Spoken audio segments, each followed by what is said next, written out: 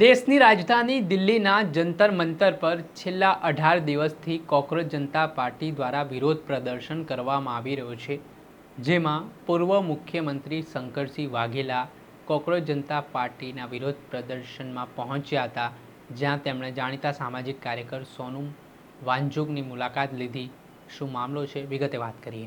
વૈષ્ણવજન તો તેને કહીએ જે પીડ પરાઈ જાનાને રે.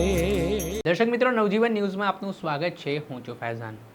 કોકરોચ જનતા પાર્ટી દ્વારા જે નીટ સહિત શિક્ષણ વ્યવસ્થામાં જે ગેરરીતિઓ કરવામાં આવી રહી છે, પેપર ફૂટવાના મામલાઓ સામે આવી રહ્યા છે, તેને લઈને રાજધાની દિલ્હીના જંતર મંતર પર છેલ્લા 18 દિવસ કરતાં વધારે સમયથી વિરોધ પ્રદર્શન કરવામાં આવી રહ્યું છે. શિક્ષણ પ્રધાન ધર્મેન્દ્ર પ્રધાનનું રાજીનામા માંગવામાં આવી રહ્યું છે ને આ છેલ્લા ઘણા દિવસોથી વિરોધ ચાલી રહ્યો છે.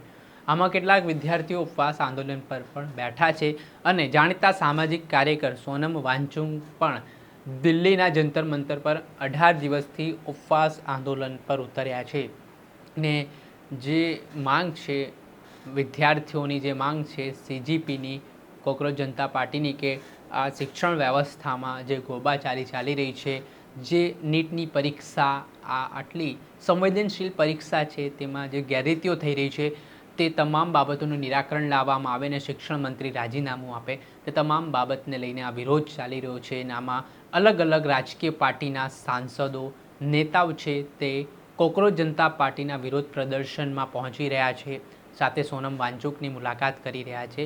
અને આના સંદર્ભમાં ગુજરાતના પૂર્વ મુખ્યમંત્રી શંકરસિંહ વાઘેલા પણ રાજધાની દિલ્હીના જંતર મંતર ખાતે પહોંચ્યા હતા, જ્યાં તેમણે સીજીપીના વિરોધમાં ભાગ લીધો અને સાથે જ સોનમ વાંચુકની મુલાકાત લીધી.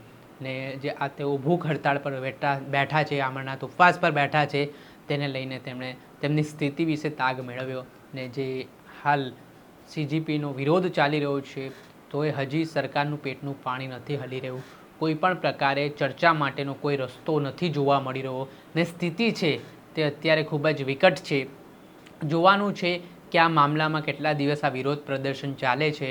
સીજીપીના જે કાર્યકરો વિરોધ તો નોંધાવી રહ્યા છે, પણ આમાં સરકાર કેટલું નમતું ઝૂકે છે તે આવનારા સમયમાં ખબર પડશે. પરંતુ હવે વિપક્ષના અલગ અલગ રાજકીય પાર્ટીઓના સાંસદો હોય, નેતાઓ હોય, તમામ લોકો હવે આ જે સીજીપી અને સોનમ વાંચુકની મુલાકાત લઈને તેમને હિંમત આપી રહ્યા છે, આશ્વાસન આપી રહ્યા છે. આવનારા સમયમાં શું નવા જૂની થાય છે એ પડે પડના અપડેટો આપના સુધી પહોંચાડતા રહીશું. એટલે તમારી નવજીવન ન્યૂઝ જોતા રહો, લાઇક કરો અને વધુમાં વધુ શેર કરો.